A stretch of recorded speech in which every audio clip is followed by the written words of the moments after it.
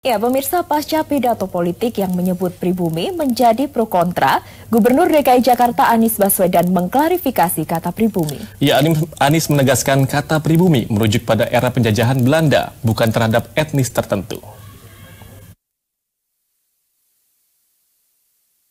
Gubernur DKI Jakarta Anies Baswedan Selasa pagi di Balai Kota Jakarta mengklarifikasi kata pribumi dalam pidato politiknya yang kini menjadi pro kontra.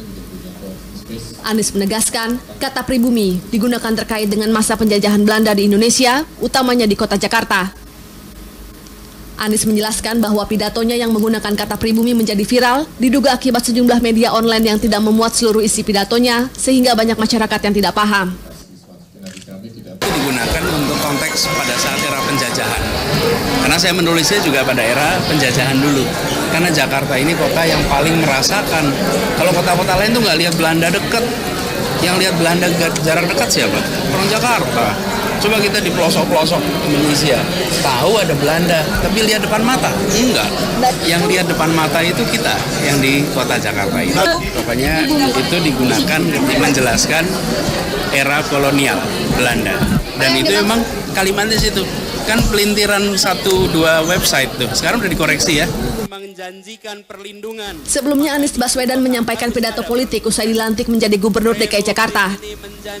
Anies menjelaskan sejarah panjang Indonesia yang terjadi di Jakarta dan menggunakan kata pribumi yang dituding menyinggung etnis tertentu. Dan Jakarta ini satu dari sedikit kota di Indonesia yang merasakan kolonialisme dari dekat.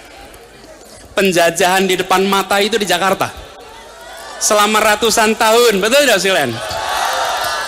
Di tempat lain penjajahan mungkin terasa jauh, tapi di Jakarta, bagi orang Jakarta, yang namanya kolonialisme itu di depan mata, dirasakan sehari-hari. Karena itu, bila kita merdeka, maka janji-janji itu harus terlunaskan bagi warga Jakarta.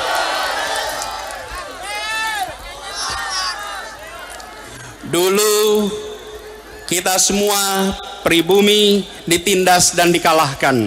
Kini telah merdeka, kini saatnya kita menjadi tuan rumah di negeri sendiri.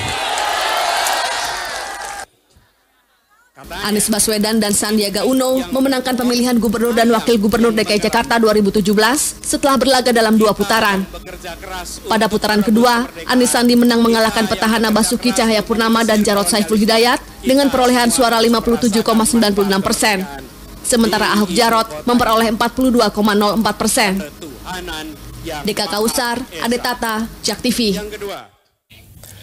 Ya, sementara itu pemirsa, menanggapi pidato kontroversi Gubernur DKI Jakarta Anies Baswedan yang menyebut pribumi, Wakil Ketua Dewan Syuro PKS Hidayat Nur Wahid dan Sekretaris Fraksi PAN Yandri Susanto menilai tidak ada yang salah.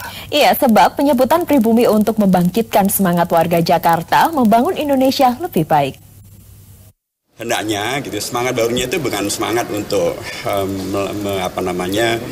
membuat masalah gitu, tapi semangat untuk menyelesaikan masalah. Dan karenanya pernyataan semacam itu hendaknya dipahami dalam konteks penyelesaian masalah, dalam konteks rekonsiliasi, dalam konteks menghadirkan Jakarta untuk kita semuanya, untuk menghadirkan Jakarta yang maju dan juga bahagia warganya. Jadi karenanya untuk tidak kemudian menghadirkan kontroversi, bandingkan pernyataan Pak Anies dengan pernyataan Bu Mega dan pernyataan Pak Jokowi tentang masalah pribumi.